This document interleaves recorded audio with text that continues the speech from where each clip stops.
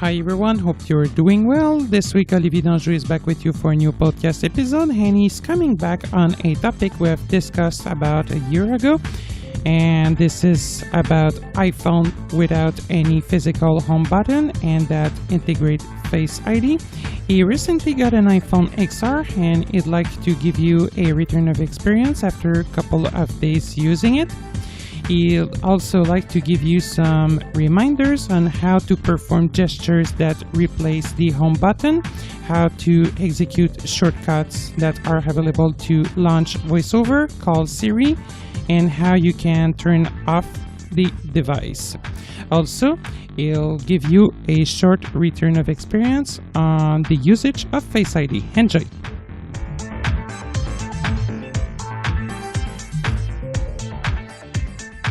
Hello everybody, Olivier with you today. Hope you're doing well. This week I would like to talk to you about my first impressions on the iPhone XR. I got it about a week ago because I had plenty of time to play with it during this week. We are still in the holidays at the time of this recording. So I wanted to give you my first impressions about it. And I also wanted to come back on the new voiceover gestures that replace the physical home button. We covered it last year when we did the comparison of the iPhone 8 versus the iPhone 10. However, I thought, well, maybe you did not listen to it, or maybe you did not have time to listen to it entirely.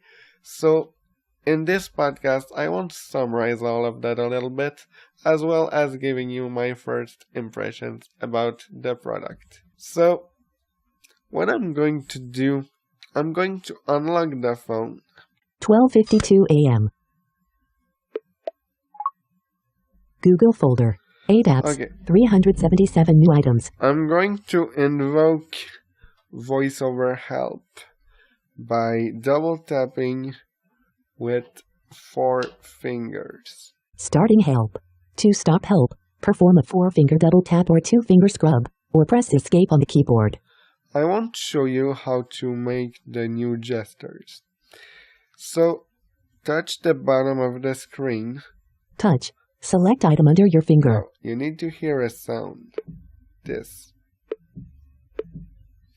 So once you found this sound, continue to hold your finger on the screen and swipe up, then release. This gesture will bring you home. So if Screen I do dimmed. it, Short slide from the bottom edge. Go home. and if you want to go to your app switcher, do the exact same thing, but wait for the third sound. These are ascending sound, as you may notice. Long slide from the bottom edge. Show app switcher. If you want to access the notification center or the control center, you do the exact same thing, but starting from the top. And of course, if you start from the top, you will need to go to the bottom. So, begin by finding your sound. Short slide from the top edge. Show control center. Then if we do it for the third sound, Long slide from the top edge. Show notifications. but the control center and the notification center, you can still access the old way. I'm going to turn VoiceOver Help off. 4-finger double tap. Toggle voiceover help. Stopping help. I'm going to touch the status Music bar. folder. Music folder. 92% battery power. Not charging. Status bar item. I'm going to flick up with 3 fingers. Control center. Airplane mode. Switch button. Off. So I have the control Actions center. available. Now, Music folder. 92% battery power. Not charging. Status bar. I'm going to flick down with 3 fingers. Notifications. Do not disturb. Calls and notifications will be silenced. Google folder. 8 apps. So I use the gestures more to go home and to go to the app switcher. So let's see these in action. I'm going to go to my app switcher, for example. App switcher. Settings. Active. And as you hear, Actions available. when you get used to it, you can do it really fast. Like if I return home. There Google we go. folder. 8 apps. So I'm going to go 377 to new my items. settings. No, first I'm going to lock the phone. And I'm going to press the side button, which is kind of the power button, but Apple decided to call side button. 12:56 Try again. So if you want to unlock your phone, do the gesture to go to home. Face ID. Passcode field. 0 of 4 values entered. And here you have the choice either to enter your passcode or to use Face ID. So I'm going to try to authenticate with Face ID. There we go. Google folder. 8 apps. 377 new items. Now I'm going to lock it again. And I'm going to explain you how I position my phone. Basically, what I do is I try to put it as straight as possible with my head straight. Not too low, but not too high either. Kind of center. Not too straight, but not too down. If you see what I mean. And once I'm positioned correctly, it takes some time to find the right position. Once I'm positioned correctly, I press the side button. 12:58 a.m. Once we hear this sound, we need to do the gesture to go home. Google folder. 8 apps. 377 So new I'm going items. to do it again, but this time I will not talk. 12:58 a.m. Google folder. 8 apps. If you 377 new hear items. a try again message, like 12:50. Try again. that, relock and do it again. 1:01 a.m. Google folder. 8 app. So if you miss it, it is not absolutely necessary to log it again and starting over. However, this is what they recommended me when I bought my cell phone. So that's why I recommend you as well. Now let's go to the settings. As a reminder, that settings is in my app switcher. So I'm going to do the gesture to go to the app switcher. 1, 2, 3. App switcher. Settings. Active. Action. Settings. Now, what I prefer personally is that my phone never wakes up unless I ask it to wake up. Well, unless I get a notification. In this case, I have no choice. But by default, the iPhone wakes up when you raise it. It is a feature called Raise to Wake. Or when you touch the screen. I'm going to show you how to disable both of these features. Again, this is a question of preference. You can keep them on if you prefer. For me, I find this better to be off. So we're gonna go to display and brightness first. Display and brightness. Selected. Settings. Back button. Now we want something called Raise to Wake. Display. Bright. Screen. True. Automatic. Night shift. Auto lock. Raise to wake. Off. I already turned it off. So basically, as I was telling you, when you raise your phone, the screen will awake. So if you want to change it, that's here. Now let's go to General. Settings. Settings. Back button. Display and brightness. Controls. General. Button. Selected. Settings. Back button. Okay, we need to find accessibility. Accessibility. Selected. General. Back button. Now we need to find something called Tap to Wake, I believe. Haptic tap. Tap to wake. Off. When this feature is turned on and when you touch your screen, the screen awakes. Of course, this feature can be useful. However, sometimes I accidentally touch my screen when I'm listening to music or when I want to verify that my phone is in my pocket, so I don't want the screen to wake up all the time when I touch it, so that's why I prefer to keep it off. It is on by default.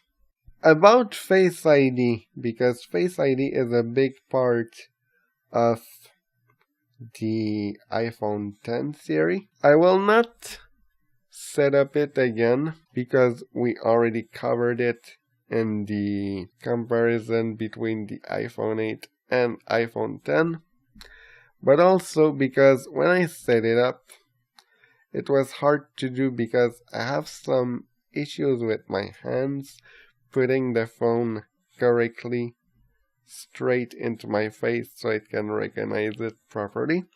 However, once the first setup was made, I needed time to find the right position, but now I'm able to unlock it with Face ID. And also, when we compared both iPhones last year, we saw a feature called Attention in the Face ID settings. Basically, it allows you as a reminder that your eyes need to look at the screen in order for it to stay on. By default, when you set up Face ID with VoiceOver, this feature is turned off. If you set up Face ID without VoiceOver, or if you have another face, because in iOS 12 this is something that you can do, you can add up to 2 faces, so your face and the face of one of your family members. If this person does not set up Face ID with VoiceOver, the feature will be on, so you will need to go ahead and turn it off if you want it to be off.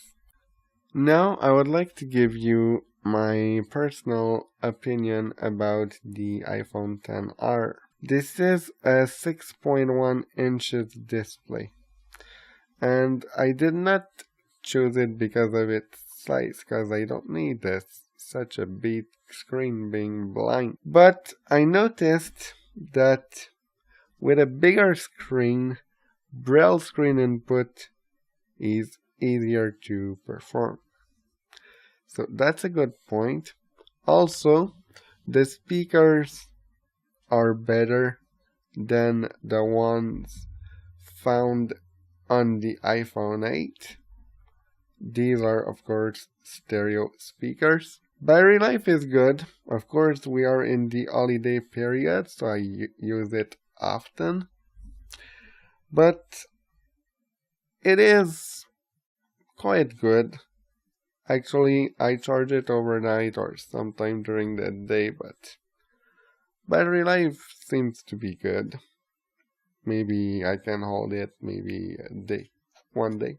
And if we talk about the more negative points, there's a couple of them. First of all, the 3.5 millimeters headphone jack to Lightning dongle, which was included in the past with the iPhones 7, 7 Plus, 8, 8 Plus, and 10, is no longer included in the box.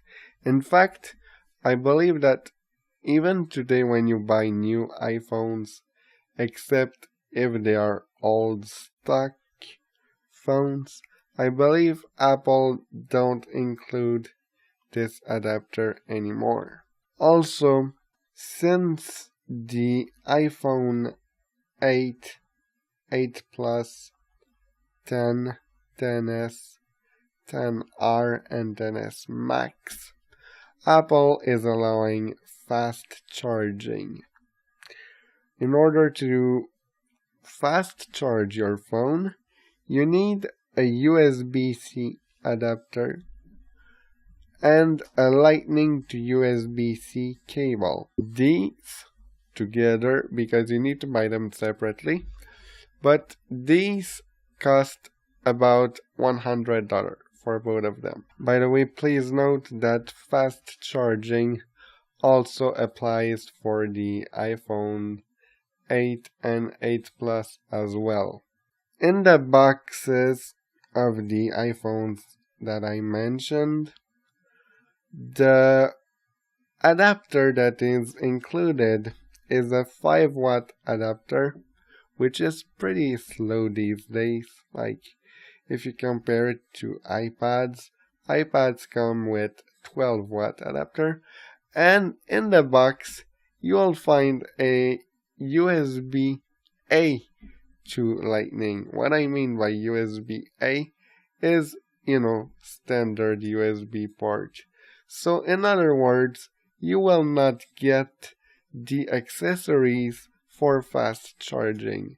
If you want your phone to charge faster, you need to buy them separately. The iPhone 8, 8 Plus, and above that I mentioned also support wireless charging. However, as you might have guessed, you will need to buy it separately. And also, please note that if you choose to buy a wireless charger, the charging time will be slower than if you use the 5-watt USB adapter that comes in the box. Now, what I would suggest you, if you're scared about these new products, Face ID, these new gestures, and all of that, what I would suggest you to do is either to borrow it from a friend or a person that you know, or buy it at the Apple Store and try it with your own data and your own apps. Of course, they have demos there, but the fact to try it with a demo and to try it for real with your own application is two things. So I would suggest you to go ahead and buy one, and normally you have 2 weeks to return it. So if you're not satisfied, you can return it. That's one of the reasons why I took it, because I knew I had 2 weeks to return it. Finally, I decided to keep it because I was pretty happy with it.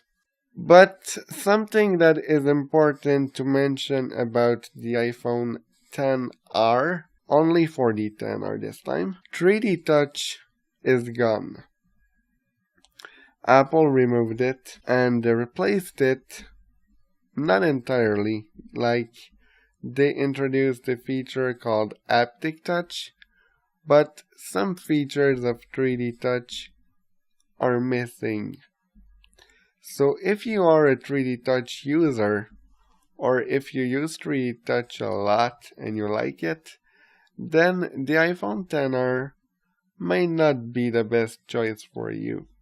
In this case, I would rather suggest you to go ahead and grab an iPhone XS.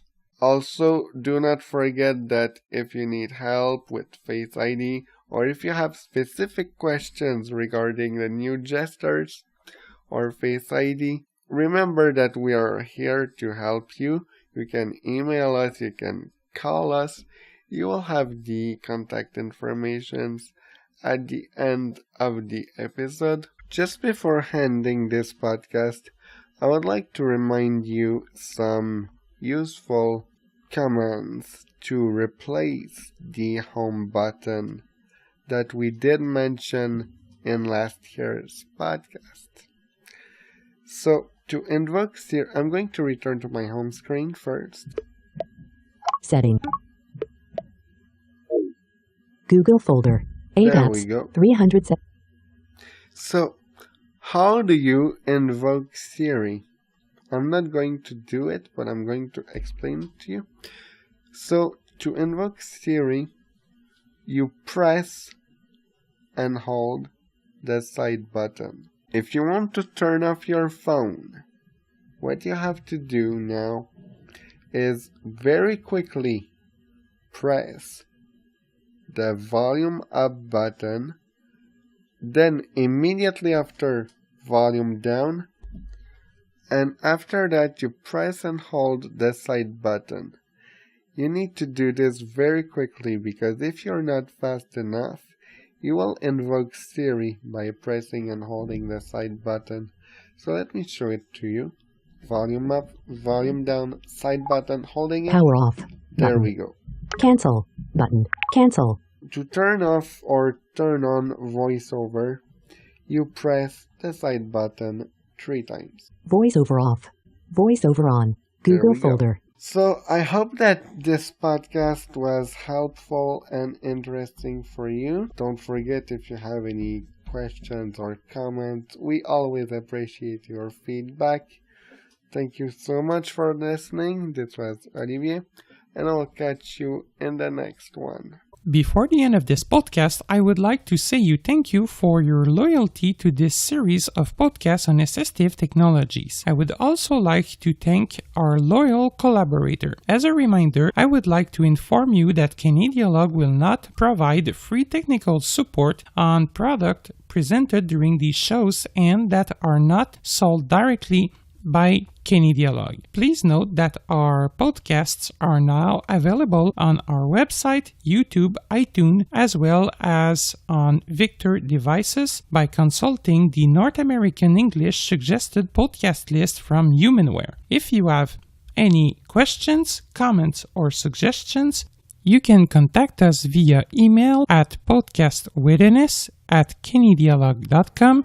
That is PODCASTS at CANADIALOG.com, or by phone on our toll-free number at 1-888-730-0003.